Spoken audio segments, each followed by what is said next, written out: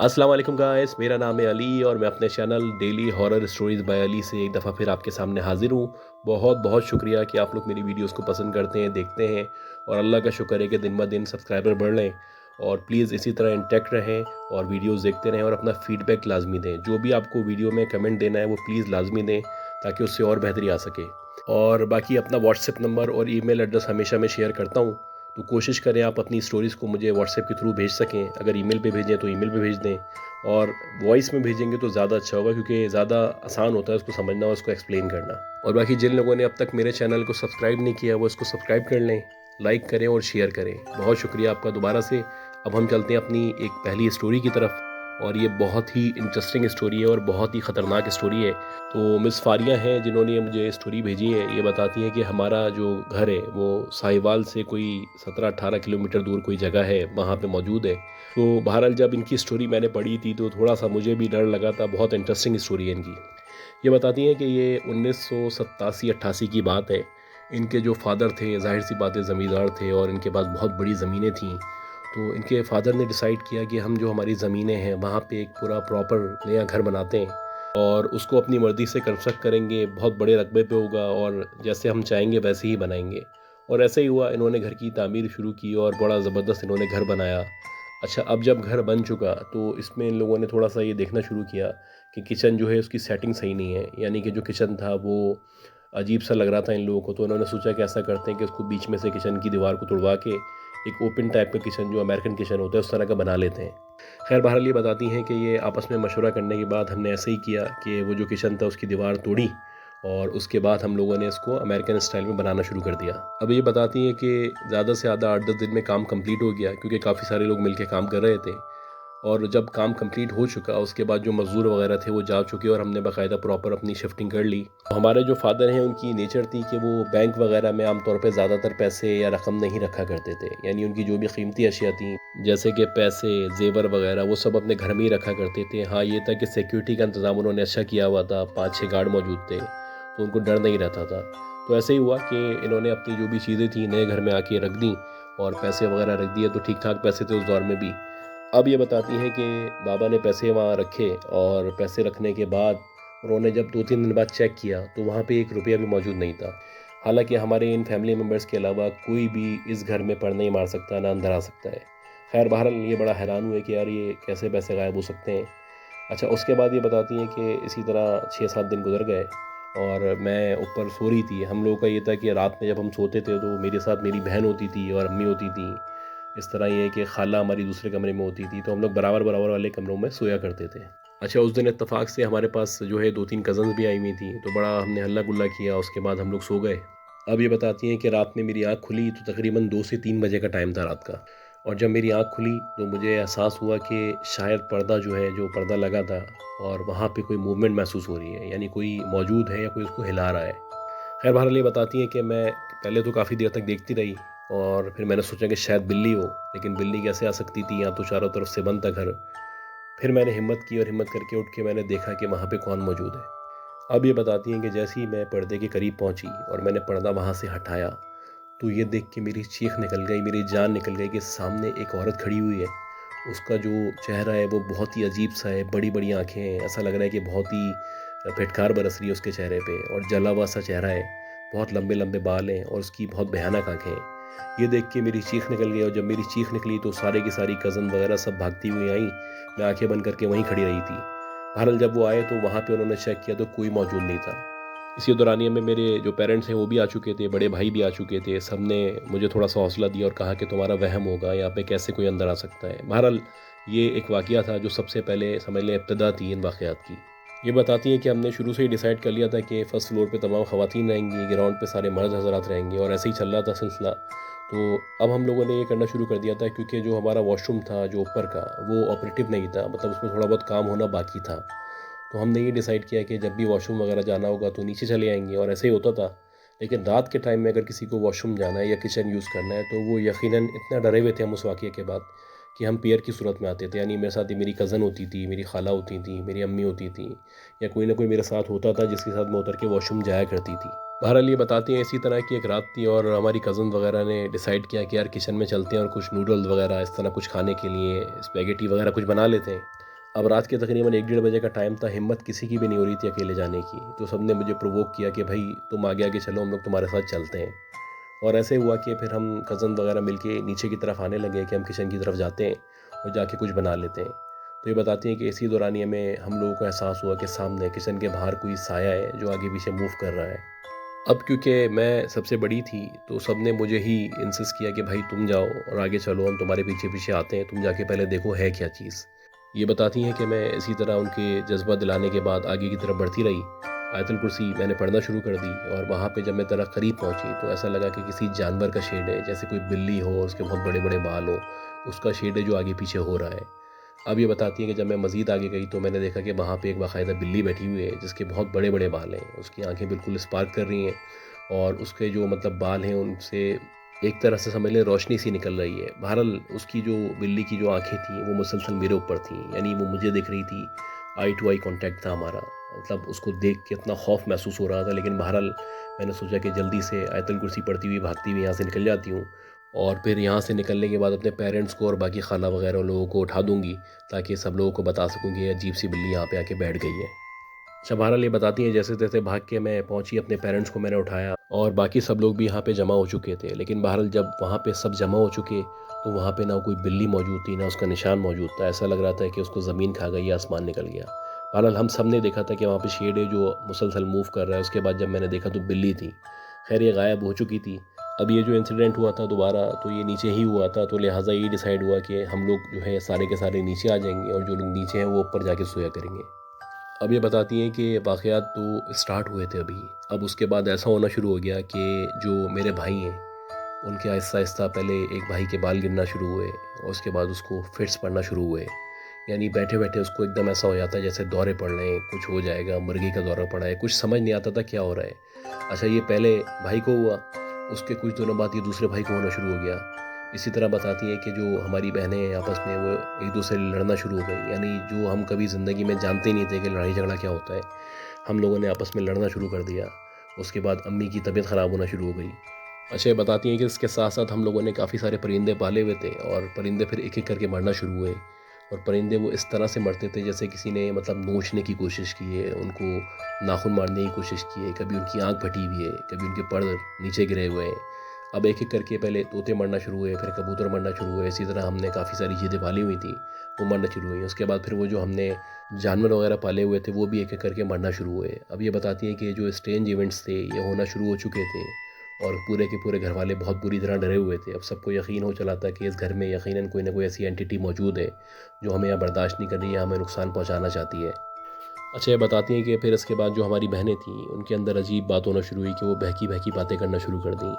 जैसे कि बिल्कुल अब नॉर्मल बात करना शुरू कर देते हैं। लगता ही नहीं था कि ये नॉर्मल है, एक नॉर्मल आदमी है, नॉर्मल इंसान है। इसी तरह जो है मतलब ग्रेजुअली चीज़ें बहुत बदलना शुरू हो गई, वर्स से वर्स होना शुरू हो गई। अच्छा, ये बताती हैं कि इसी दौरानिए में फिर हम सबको एक ख्वाब आना शुरू हुआ। उस ख्वाब में हम ये देखते थे कि एक अजीब-सी औरत है जिसके बाल बिखरे हुए हैं, आँखें उसकी लाल हो रही हैं, चेहरा बहुत भयानक है और वो बोल रही है कि यहाँ से चले जाओ, इस घर को खाली कर दो, तुमने मेरा सुकून बर्बाद किया है, मैं तुम लोगों को नहीं छोड़ूंगी। अच्छा, बहरहाल ये बताती हैं कि इसी दौरानिए में हमारे एक दूर के चचा हैं, तो वो हमारे घर तशरीफ़ लेके आए। अच्छा, वो दूर अंदेश आदमी थे, दीनदार आदमी थे और थोड़ा सा उनके पास इल्म भी मौजूद था। जैसे ही वो पहली दफ़ा हमारे घर में आए तो उन्होंने आते ही हमारे अब्बू को कहा कि इस घर में थोड़ा-सा मुझे भारीपन महसूस होता है, मतलब ऐसा लगता है कि नॉर्मल घर नहीं है। ख़ैर बहरहाल उनको हमने फिर बताना शुरू किया कि इस तरह के वाक़यात होना शुरू हुए हैं, मिज़ाज भी हमारा गर्म हो जाता है, हम लोग बातों-बातों पे लड़ना शुरू कर देते हैं, बीमार रहना शुरू कर दिया हम लोगों ने। ख़ैर बहरहाल ये सारी बातें सुनने के बाद उनके कोई उस्ताद थे, उन्होंने उनसे रब्ता किया और उन उस्ताद को बताया कि भई ऐसा-ऐसा है और ये घर है, यहाँ पे इस तरह के मामलात हैं। तो उनके जो उस्ताद थे उन्होंने कहा कि ठीक है, आप मुझे एक रात का टाइम दें, मैं चेक कर लेता हूँ, इस्तिखारा वगैरह कर लूँगा, फिर बता दूँगा क्या सिलसिला है। बहरहाल उन्होंने जो भी पढ़ाई वगैरह की उसके बाद उन्होंने अगले दिन इनको बताया कि देखें बात ये है कि आपने यहाँ पे कोई मौजूद थी एंटिटी, उसको आपने घर वगैरह बाकायदा तोड़ा है, यानी उसको बेघर किया है या उसको बेसुकून किया है जिसकी वजह से बहुत डिस्टर्ब है वो। तो बेहतर ये है कि या तो आप इस जगह को छोड़ दें या फिर ऊपर उसको कोई अलग सी जगह बना के दे दें और मकान में अपने घर में ऐलान करें और कहें बार बार कि भाई आप जो भी हो आप वहाँ पे चले आओ, आपके लिए हम वहाँ पे बना के दे रहे हैं और हमें माफ़ कर दो। ये बताती हैं कि फिर ऐसा ही हुआ कि जो फादर थे हमारे उन्होंने ऊपर की तरफ का जो हिस्सा था, यानी जो छत थी, वहाँ पे 2-3 कमरे बना के बिल्कुल फर्निश करके उनको छोड़ दिया ऐसे ही ताला लगा के और बार बार सबने कहना शुरू कर दिया कि जो भी यहाँ मौजूद है वो ऊपर चला जाए, हम उसको तंग नहीं करेंगे और हम माफ़ी मांगते हैं कि अगर हमने कोई ऐसी बात की है, गलती की है। खैर बहरहाल ये बताती हैं कि शुरू में तो डिस्टर्बेंस वैसी रही, लेकिन आहिस्ता आहिस्ता आहिस्ता आहिस्ता 2 से 3 महीने में मामला बेहतर होना शुरू हो गए और आहिस्ता आहिस्ता करके अल्लाह का शुक्र है कि ये सारी बातें होना ख़त्म हो गई। हम लोग की तबीयत भी बेहतर हो गई और जो भी प्रॉब्लम्स थी वो सारे सॉल्व हो गए, लड़ाई झगड़े ख़त्म हो गए। लेकिन बहरहाल ये बताती हैं कि जो ख्वाब हमें आते थे अजीब अजीब से, वो ख्वाब मुसलसल आते रहे, उसके बाद भी आते रहे। इसी दौरान ही में हमारे वालिद की डेथ भी हो गई और आहिस्ता आहिस्ता करके चीज़ें तो ख़त्म हो गई थी, लेकिन ख्वाब ने आना नहीं छोड़ा। ख्वाब मुसलसल हमें आते थे और हमें बताया जाता था कि जैसे कोई प्रेजेंस है यहाँ पे, कोई मौजूद है, उसको डिस्टर्ब नहीं करना है आपको। बहरहाल ये चीज़ इन्होंने बताई और उसके अलावा ये भी बताई इन्होंने कि बाद में जब हमने इन्वेस्टिगेट किया था कि ये जो ज़मीन थी, जब इसकी खुदाई कर रही थी, इसको बनवाया जा रहा था, तो सराउंडेड जो मतलब एरिया था, जो लोग रहते थे, उन्होंने बताया था कि भाई इसकी खुदाई के दौरान मज़दूर जब खुदाई कर रहे थे तो उनको यहाँ पे एक औरत का ढांचा मिला था और मज़दूर वगैरह जो भी थे या वहाँ का जो भी इनका इंचार्ज था, उन्होंने शायद आपको इन्फॉर्म नहीं किया था। उन्होंने नॉर्मली जानवर का या किसी का भी ढांचा समझ के उन्होंने इसको फेंक दिया था और उसके बाद अपनी कंस्ट्रक्शन का काम शुरू कर दिया था। अगर ये बात आपको पहले इन्फॉर्म कर दी जाती तो शायद आप यहाँ पे रहने में एहतियात करते या इसको बनवाने में एहतियात करते। तो गाइज़ ये बड़ी ज़बरदस्त स्टोरी थी। इसके बाद जो मैं स्टोरी शेयर करने लगा हूँ, ये भी बहुत ही इंटरेस्टिंग स्टोरी है। ये हमें भेजी है मिस महविश ने। ये बताती हैं कि मैं बेसिकली एक छोटे से गांव से ताल्लुक़ रखती हूँ और क्योंकि मैं मैट्रिक कर चुकी थी तो मेरे पेरेंट्स चाहते थे कि मैं हायर स्टडीज़ करूँ या मतलब अच्छी एजुकेशन लूँ। तो मैंने ऐसा ही किया कि इस्लामाबाद का एक जो कॉलेज था वहाँ पे मैंने एडमिशन ले लिया। अब क्योंकि ज़ाहिर सी बात है मैं रोज़ाना गांव से आना जाना नहीं कर सकती थी, तो मैंने यही डिसाइड किया कि मैं यहाँ पे जो करीबी हॉस्टल होगा वहाँ पे अपने आप को मैं एनरोल करा लूँगी और हॉस्टल में रहूँगी, क्योंकि रोज़ाना जाना आना मेरे बस की बात नहीं है। बहरहाल ये बताती हैं ऐसे ही हुआ कि मुझे एक हॉस्टल मिला और हॉस्टल इस तरह से था कि उसमें जो है टोटल 6 कमरे थे। बेसिकली वो एक घर था। तो वहाँ पे जो लैंडलॉर्ड था वो बैरून मुल्क था, तो उनकी जो वाइफ़ थी उन्होंने सोचा कि इसको हॉस्टल की सूरत में कन्वर्ट करके पोर्शन बना के 2-2 लड़कियों को दे दूँगी। तो इस तरह से इनकी आमदनी का ज़रिया बन जाएगा और ऐसे ही किया इन्होंने। बहरहाल ये बताती हैं कि जो पीछे का हिस्सा था, यानी जो घर था या हॉस्टल था, इसका जो पीछे का हिस्सा था वो ओपन था और वहाँ पे आमतौर पे इस तरह की बातें होती रहती थी कि चोरी डकैती के वाक़यात होते रहते थे। तो हम बहरहाल उनको कहा करते थे कि भाई आप इसको बंद करवा दें, ताकि ऐसा ना हो कि अंदर कोई कूद के आ जाए और चोरी डकैती हो सके। ये बताती हैं कि उन्होंने वहाँ से उसको मुकम्मल तौर पे बंद तो नहीं करवाया, लेकिन थोड़ी सी दीवारें ऊँचे करवा दी। उसके बाद उन्होंने वहाँ पे सीसीटीवी कैमरे लगा दिए कि अल्लाह ना करे कोई आता है तो हम देखते रहेंगे। अंदर से तो खैर रूम वगैरह सारे बंद थे, लेकिन सहन खुला हुआ था और कैमरे वहाँ पे लगवा दिए गए थे। अभी बताती हैं कि इसी तरह एक रात थी और मैं सो रही थी, तो एकदम से मुझे शोर का एहसास हुआ कि जैसे बाहर से शोर की आवाज़ आ रही है। तो जब मैं उठी तो मुझे ऐसा लगा कि लोग गुस्से में या ज़ोर ज़ोर से बातें कर रहे हैं। अब जब मैंने गौर किया तो ये जो बराबर में आगे पीछे लड़कियां रहा करती थी, इन 3-4 लड़कियों की आवाज़ आ रही थी और मैंने झांक के देखा तो ये लड़की जल्दी से हमें पकड़ के बोलने लगी कि हमारे साथ कमरे में बैठ जाओ और यहाँ से हिलना नहीं। ऐसा लग रहा है कि शायद कोई कूद के अंदर आ गया है। अभी कैमरे में चेक किया जा रहा है कि वो अंदर मौजूद है या नहीं है। बहरहाल ये बताती है कि मुसलसल किसी की चहलकदमी की आवाज़ आ रही थी और ये कन्फर्म था कि बाहर कोई सहन में है जो चोरी की नीयत से या जिस भी नीयत से वो कूदा है अंदर।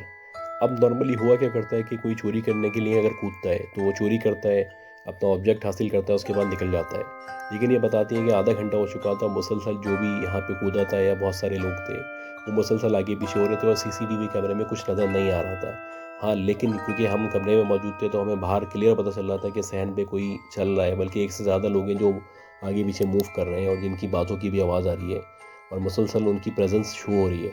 अब ये बताती हैं इसी दौरान ही में मालिका जो थी घर की वो उठ चुकी थी। उसके बाद उन्होंने पुलिस को भी कॉल कर दी थी कि हमारे घर में कोई कूद गया, आके चेक कर लें। इसी दौरानिए में वो साथ साथ सीसीटीवी कैमरे पे भी देख रही थी जो मुसलसल बता रहा था कि कोई मौजूद नहीं है।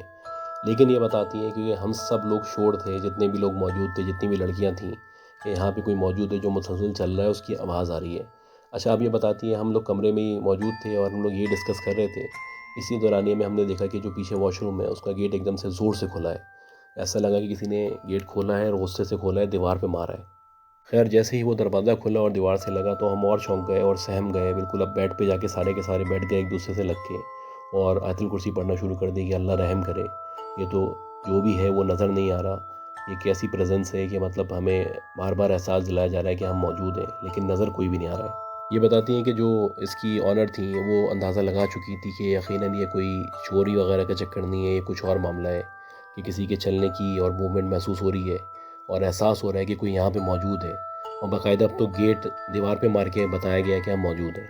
लिहाजा उन्होंने जल्दी से सबको बोला कि भाई सब आयतुल कुर्सी पढ़ते रहो, इंशाल्लाह कोई मसला नहीं होगा। थोड़ी देर बाद बताती हैं कि पुलिस भी वहाँ पे पहुँच गई और पुलिस ने जब चेक किया तो उसने भी यही कहा कि यहाँ भी कोई मौजूद नहीं है और इस तरह का कोई मसला नहीं है। लिहाजा आपको शायद वहम हुआ होगा, क्योंकि अगर कोई चोर होता तो वो आगे पीछे नज़र आता, कहीं ना कहीं पकड़ा जाता या उसकी कोई ना कोई निशानी मौजूद होती। बहरहाल ये क्या कि पुलिस चली गई। उसके बाद ये बताती हैं कि ये रोज़ का सिलसिला हो गया कि वहाँ पे जब भी हम लोग वहाँ पे मौजूद होते तो रात में ऐसा लगता कि कूद के अंदर आ गया है, उसकी प्रेजेंस शो होती और चलते फिरते आगे पीछे मूवमेंट का एहसास होता। अच्छा, इसी तरह बताती हैं कि एक रात का टाइम था तो मैं थोड़ा सा लेट आई थी, तो तकरीबन 1:30 बज रहे थे। मैंने सोचा कि मैं अपने लिए कॉफ़ी बना लेती हूँ, कॉफ़ी पीऊँगी, उसके बाद थोड़ा सा मोबाइल वगैरह यूज़ करके, कंप्यूटर यूज़ करके मैं सो जाऊँगी। और ऐसे ही हुआ कि कॉफ़ी बनाने के लिए बताती है मैं किचन में गई। जब मैं किचन में गई तो मुझे ऐसा लगा कि कोई मेरी कोलीग जो है, यानी मेरे साथ जो एक लड़की रहती थी, वो शायद वहाँ पे खड़ी हुई है। अच्छा, बहरहाल क्योंकि मैं रूम में नहीं थी तो मैंने सोचा कि शायद हो सकता है किचन में भी कोई काम करने के लिए आई हो। मैं गई वहाँ पे तो वो वहाँ पे खड़ी हुई थी और मतलब बिल्कुल सामने की तरफ देख रही थी, मुझसे बात नहीं कर रही थी। मैंने सोचा हो सकता है किसी ख़यालात में हो, किसी परेशानी में हो। लिहाजा मैं चुपचाप गई, मैंने अपनी कॉफ़ी वहाँ पे रखी बनाने के लिए और बाहर निकल के आ गई। मैं उसके अजीब बिहेवियर पे परेशान ज़रूर थी कि ये हमेशा बात करने वाली लड़की है और कभी भी इस तरह इग्नोर नहीं करती, लेकिन आज इसने मुंह दूसरी तरफ किया हुआ है और मुझसे बात नहीं कर रही, मुझे देखना भी नहीं चाह रही। हो सकता है कोई परेशानी हो, लिहाजा मैंने ज़्यादा इंसिस्ट भी नहीं किया, ना उसकी तरफ गौर किया। अब ये बताती हैं कि 10-15 मिनट हुए थे कॉफ़ी रखे हुए बनाने के लिए, तो इसी दौरानिए में मुझे ख़्याल आया कि मैं रूम में जाके अपनी जो किताबें वगैरह हैं वो लेके आ जाऊँ और थोड़ी देर पढ़ लूँ यहाँ पे, ताकि सुबह जो मेरी तैयारी मुझे करनी है वो हो सके। अब ये बताती हैं कि जब मैं रूम में पहुंची, रूम का दरवाज़ा मैंने खोला तो मैंने देखा कि जो मेरी रूममेट थी या कोलीग मेरे साथ थी या उस हॉस्टल में साथ हुआ करती थी, वो वहाँ पे बेड पे बैठी हुई अपने बाल बना रही है। ये देख के मैं शॉक हो गई। मैंने कहा यार, मैं तो अभी देख के आई हूँ किचन में खड़ी हुई थी और ऐसा बिहेव कर रही थी, और अभी जब ये बाल बना रही है तो मुझसे सारी बातें कर रही है, पूछ रही है कहाँ से आई हो, क्या कर रही थी, जैसे नॉर्मली बातें होती हैं लड़कियों की। खैर बहरहाल ये बड़ा हैरान हुई और इन्होंने कहा कि हो सकता है कि मेरा वहम हो, या हो सकता है कि वहाँ से ही आ गई हो। अब मैं दोबारा जाती हूँ, टेरेस में आके बैठ जाऊँगी, कॉफ़ी लेके अपने जो भी स्टडी वगैरह करनी है वो कर लूँगी। अब ये बताती हैं कि जब ये दोबारा गई हैं तो किचन की तरफ, वहाँ पे इन्होंने देखा कि वहाँ पे ये वैसे ही खड़ी हुई है जैसे पहले खड़ी हुई थी। ये देखने के बाद इनको अंदाज़ा हो गया कि यकीनन ये कुछ और मामलात हैं जो इनके साथ होना शुरू हो गए हैं। अब इनकी समझ नहीं आ रहा था कि जो सामने लड़की खड़ी है वो सही है या फिर जिससे रूम में मैं मिल के आ रही हूँ वो लड़की ओरिजिनल है। ये सोचते हुए इन्होंने आयतुल कुर्सी पढ़ते हुए सीधा जो इस अपार्टमेंट की या गेस्ट हाउस की जो भी मालिका थी उनके पास गई, उनको जाके नॉक किया। वो निकल के बाहर आई, उनको बताया कि देखें, अभी मैंने ये देखा है कि किचन में यहाँ पे वो लड़की खड़ी हुई थी, जब मैं रूम में गई तो वो रूम में ही मौजूद थी। खैर वो जो ऑनर थी उन्होंने कहा कि तुम अभी यहीं मेरे साथ रूम में बैठ जाओ, थोड़ी देर बाद जाके देखते हैं। थोड़ी देर उन्होंने मुझे हौसला दिया और कहा कि आयतुल कुर्सी वगैरह पढ़ लो, परेशान नहीं हो, ऐसा होता रहता है यहाँ पे। अच्छा, ये बताती हैं जैसे तैसे करके मैंने रात गुजारी और मैं सुबह फिर इनके पास से रूम में गई अपने। अच्छा, इसी दौरानिए में एक और वाक़या भी इनके साथ पेश आया कि ऐसा हुआ कि ये एक दफ़ा इनको एक प्रोग्राम अटेंड करना था यूनिवर्सिटी का, तो वहाँ जाने के लिए तैयारी कर रही थी। इन्होंने अपने कपड़े वगैरह प्रेस करके रख दिए कि मैं जाने से पहले जो है फिर उसको चेंज कर लूँगी और चले आऊँगी। अब ये बताती हैं कि प्रेस करके मुझे अच्छी तरह याद है कि मैंने अपने बेड पे रखे थे। उसके बाद मैं जाके दूसरे काम करने लगी थी। मैंने सोचा था कि ये काम निपटा लूँ, उसके बाद जाके चेंज करूँगी और यूनिवर्सिटी के काम से निकल जाऊँगी। बहरहाल ये बताती हैं कि जब मैं वापस आई वहाँ पे तो जहाँ पे मेरे कपड़े रखे हुए थे या मैं बेड पे रखी गई थी वहाँ पे वो कपड़े मौजूद नहीं थे। पहले तो मैं समझी कि शायद जो मेरी रूममेट है या कोलीग है उसने आगे पीछे रख दिए हैं। मैं उसका वेट करने लगी कि वो आए तो मैं उससे पूछ सकूँ। अब ये बताती है कि 15-20 मिनट बाद वो आई तो मैंने उससे पूछा तो उसने कहा कि भाई मुझे तो नहीं पता। इस तरह ये बताती है कि बारी बारी मैं सबके रूम में गई, सबसे पूछा कि आपने मेरे कपड़े वगैरह देखे हैं या वहाँ से उठाए, तो सब ने कहा नहीं, ऐसा तो कोई सिलसिला नहीं है। उसके बाद ये बताती हैं कि फ़ाइनली जो ऑनर थी उनके पास में गई, उनको मैंने कहा कि मेरे कपड़े वहाँ रखे थे, वो मुझे कहीं नहीं मिल रहे हैं। अब ये बताती हैं कि पूरा का पूरा जो हॉस्टल टाइप का जो एक घर था उसमें हमने देख लिया था, हमारे कपड़े कहीं भी मौजूद नहीं थे। लिहाजा अब मुझे जाना तो था, मैंने कपड़े दूसरे निकाले, चेंज किया और मैं अपने जो प्रोग्राम थी उसको अटेंड करने के लिए चली गई। अब ये बताती है कि प्रोग्राम पूरा अटेंड किया, वापस आई, तकरीबन रात के 1 डेढ़ बजे का टाइम था। और जब मैं वापस आई तो रूम के अंदर जैसे ही मैं एंटर हुई हूँ तो मेरी जो कोलीग थी वो सो रही थी, और जो मेरे कपड़े जो मैंने जाते हुए प्रेस किए थे, जो मुझे पहन के जाने थे, वो सामने मैंने देखा कि जो ऊपर फ़ैन है उसके ऊपर लटके हुए हैं। और बाकायदा ऐसा लग रहा है कि किसी ने कैंची से उनको काटा है। खैर मैंने उनको उतारा, चेक किया तो बाकायदा वो कटे हुए थे, हालांकि मेरा नया ड्रेस था और बुरी तरह काटा गया था। ये वाक़यात इस तरह के हो चुके थे कि अब मेरा दिल बिल्कुल ये गवारा नहीं कर सकता था कि मैं वहाँ मज़ीद रुक सकूँ। लिहाज़ा मैंने अपनी जो फ्रेंड थी उसको कॉल की, उसको कॉल करके उसको मैंने बोला कि मैं आज यहाँ पे नहीं रुक सकती, बेहतर ये है कि मैं तुम्हारे घर रुक जाऊँ, तुम अपनी अम्मी से परमिशन लो। और ऐसे ही हुआ कि मेरी जो फ्रेंड थी वो मुझे लेने आ गई अपनी अम्मी के साथ, मैं उसके साथ उसके घर चली गई, वहीं रुकी। उसके बाद मैंने अपने घरवालों को बता दिया कि इस हॉस्टल में मैं मज़ीद नहीं रह सकती। लिहाज़ा मैंने जल्द अज़ जल्द वहाँ पे अपना जो है सामान वगैरह पैकअप किया और एक दूसरे हॉस्टल में चली गई। ये बता दें कि जब मैं दूसरे हॉस्टल में आई तो मुझे वहाँ पे इस तरह के कोई मामलात या वाक़यात का सामना नहीं करना पड़ा। लेकिन मैं उन लड़कियों से राब्ते में थी जो पहले वाले हॉस्टल में रहा करती थी, तो वो बार-बार बताया करती थी कि इस तरह के मज़ीद वाक़यात होते रहते हैं। ख़ैर अल्लाह का शुक्र है मेरी उस हॉस्टल से और उस जगह से जान छूटी और मैं अपनी पढ़ाई पे फ़ोकस कर सकी। तो गाइज़ उम्मीद करता हूँ कि जो भी स्टोरीज़ थी आपको पसंद आई होंगी और प्लीज़ जिन लोगों ने अब तक इसको सब्सक्राइब नहीं किया वो सब्सक्राइब कर लें, लाइक करें और हो सके तो शेयर करें। शेयर करने से हमारी रीच बढ़ेगी और दुआ करें कि अल्लाह ताला हम सबको सेहत दे, ज़िंदगी दे, कामयाबी दे। अपना ख़्याल रखिएगा, दुआ में याद रखिएगा। अल्लाह हाफ़िज़।